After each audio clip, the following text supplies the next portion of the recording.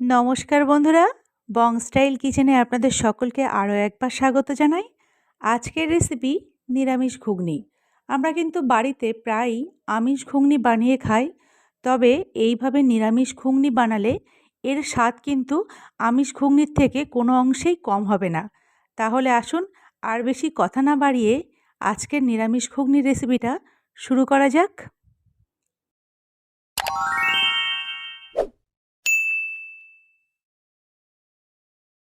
তো বন্ধুরা, এই নিরামিষ ঘুগনি বানানোর জন্য 500 গ্রাম মটরকে আমি আগের দিন রাত্রে ভিজিয়ে রেখেছিলাম। মটরগুলোকে এবার আমি জল দিয়ে দুবার ধুয়ে নেব। নেওয়ার পরে একটা প্রেসার কুকারের মধ্যে নিয়ে নেব। উপর থেকে আমি 1 গ্লাস জল দিয়ে দিলাম। দিয়ে দেব 1 চামচ নুন আর সামান্য একটু হলুদ গুঁড়ো দিয়ে প্রেসার কুকারের মুখের ঢাকনাটা আমি বন্ধ করে দেব। আর গ্যাসে বসিয়ে কিন্তু 2টো সিটি দিয়ে নেব। আমার এই প্রেসার কুকারে কিন্তু 2টো সিটি দিলেই বুটটা ভালোভাবে সিদ্ধ হয়ে যাবে। ঘুগনিটাকে স্পেশাল বানানোর জন্য একটা মশলা এখানে তৈরি করব। তার জন্য দেখো, একটা ফ্রাইং প্যানে আমি 2 চামচ ধনে, গোটা ধনে, 1 চামচ গোটা জিরে, কয়েকটা গোলমরিচ দিয়ে দেব, 2টো তেজপাতাকে ছিঁড়ে। তেজপাতাটা কিন্তু অবশ্যই এইভাবে ছিঁড়ে দিয়ে দেবেন। আর দিয়ে দেব 2টো শুকনো লঙ্কা, দিয়ে দেব 2টো এলাচ আর 1 ইঞ্চি দারুচিনি। এবার গ্যাসের ফ্লেমটা একদম লো করে দিয়ে 1 থেকে 1.5 মিনিটের জন্য এটাকে আমি ভাজা করে নেব। এই ভাজা মশলাটা ঘুগনিতে দিলে ঘুগনির টেস্ট কিন্তু খুবই সুস্বাদু হবে।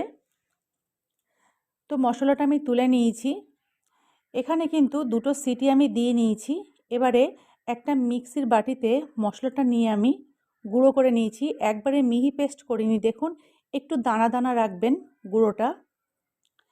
এবারে ওই মিক্সির বাটিতে আমি 2 ইঞ্চি আদা, 3টে কাঁচা লঙ্কা আর একটা টমেটো কেটে নিয়েছি। সেই টমেটোটা দিয়ে একটা পেস্ট আমি তৈরি করে নেব। তো পেস্টটা কিন্তু এখানে তৈরি হয়ে গেছে। মটরটা কতটা সিদ্ধ হলো সেটাই আপনাদেরকে দেখাবো। প্রেসার কুকারের ঢাকনাটা খুলে দিয়েছি। এবার দেখুন মটরটা কতটা সিদ্ধ হয়েছে। একেবারে কিন্তু গলে যাবে না। 2টো আঙুল দিয়ে একটু হালকা চাপ দিলে কিন্তু দেখবেন এইরকম ভেঙে যাচ্ছে। বুটটা কিন্তু এইরকমই সিদ্ধ করবেন, তাহলে কিন্তু ঘুগনিটা খেতে খুবই সুস্বাদু হবে। দেখুন, এবার আমি একটা কড়াই বসিয়ে দিয়েছি। কড়াইয়ের মধ্যে আমি 4 থেকে 5 চামচ সর্ষের তেল দিয়ে দিলাম। তেলের মধ্যে প্রথমে আমি ডুমো ডুমো করে কেটে রাখা নারকেলটাকে ভাজা করে নেব। নিরামিষ ঘুগনিতে কিন্তু অবশ্যই নারকেলটা দেওয়ার চেষ্টা করবেন। নারকেলটা একটু ভাজা করে আমি তুলে নেব। এখানে মিডিয়াম সাইজের 2টো আলুকে আমি টুকরো করে কেটে রেখেছি। এবারে সেই আলুটাকে আমি ভাজা করে নেব। তো তেলের মধ্যে আলুটা দিয়ে দিয়েছি। এবারে আমি দিয়ে দেব লবণ। বুট কিন্তু সিদ্ধ করার সময় লবণ দেয়া আছে, সেই বুঝে কিন্তু লবণটা রান্নায় ব্যবহার করবেন। এখানে আমি অল্প একটু লবণ দিয়ে আলুটাকে ভাজা করে নেব। আলুটা বেশ সিদ্ধ হয়ে গেছে এবং লাল লাল হয়ে গেছে। এবারে তেল থেকে আলুটাকে আমি উঠিয়ে নেব। এবারে ওই তেলের মধ্যে আমি ফোড়নে দেব দারুচিনি, একটা তেজপাতা, একটা শুকনো লঙ্কা আর দিয়ে দেব 1 চামচ গোটা জিরে, সামান্য একটু হিং দিয়ে দিয়েছি আমি। এবারে আদা, কাঁচা লঙ্কা, টমেটোর যে পেস্ট আমি তৈরি করেছিলাম সেই পেস্টটা তেলের মধ্যে দিয়ে দেব। আদা আর টমেটোর কাঁচা গন্ধটা চলে না যাওয়া পর্যন্ত এটাকে আমি কষিয়ে নেব। এবারে এখানে দিয়ে দেব স্বাদ অনুযায়ী লবণ,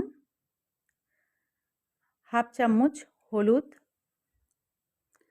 দিয়ে দেব কাশ্মীরি লঙ্কার গুঁড়ো আর দিয়ে দেব যে মশলাটা আমি তৈরি করে রাখলাম সেই 1 চামচ মশলা। এখানে দিয়ে দেবো 1 চামচ জিরে গুঁড়ো, 1 চামচ ধনে গুঁড়ো। খুব ভালোভাবে মশলাটাকে এবার আমি তেলের মধ্যে কষিয়ে নেব।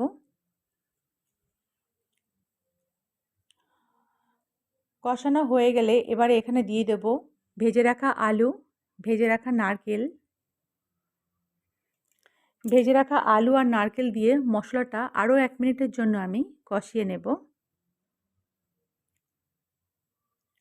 কষানোটা হয়ে গেলে যখন দেখবেন সাইড দিয়ে এরকম তেল ছাড়তে শুরু করেছে, ঠিক এই পর্যায়ে আমি সিদ্ধ করে রাখা মটরটাকে দিয়ে দেব। মটরটাকে দিয়ে খুব ভালোভাবে মশলার সাথে আমি কষিয়ে নেব। এখানে সামান্য একটু চিনি দিয়ে দেব স্বাদটা ব্যালেন্স করার জন্য।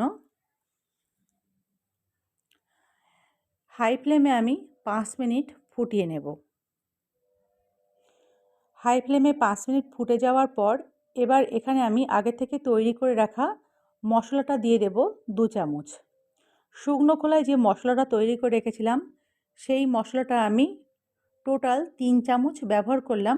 কষানোর সময় 1 চামচ আর ঘুগনিটা প্রস্তুত হয়ে গেলে আরও 2 চামচ আমি দিয়ে দেব। মিনিট খানিকের জন্য মশলাটা দেওয়ার পর মিনিট খানিকের জন্য ফুটিয়ে নিতে হবে। তারপরে এখানে আমি দিয়ে দেব হাফ চামচ গরম মশলা গুঁড়ো। এখানে কিন্তু ঘুগনিটা প্রস্তুত হয়ে গেছে। নিরামিষ ঘুগনি বাড়িতে এইভাবে বানিয়ে খাবেন, দেখবেন আমিষ ঘুগনির থেকে কোনো অংশেই কিন্তু কম লাগবে না। আশা করছি আজকের রেসিপিটা আপনাদের ভালো লেগেছে। ভালো লাগলে লাইক করবেন, কমেন্ট করবেন আর অতি অবশ্যই আমার চ্যানেলটিকে সাবস্ক্রাইব করে আমার পাশে থাকার জন্য অনুরোধ করছি। সম্পূর্ণ ভিডিওটি দেখার জন্য আপনাদেরকে অনেক ধন্যবাদ। আপনারা সকলে এইভাবে আমাকে সাপোর্ট করবেন আর আমার পাশে থাকবেন।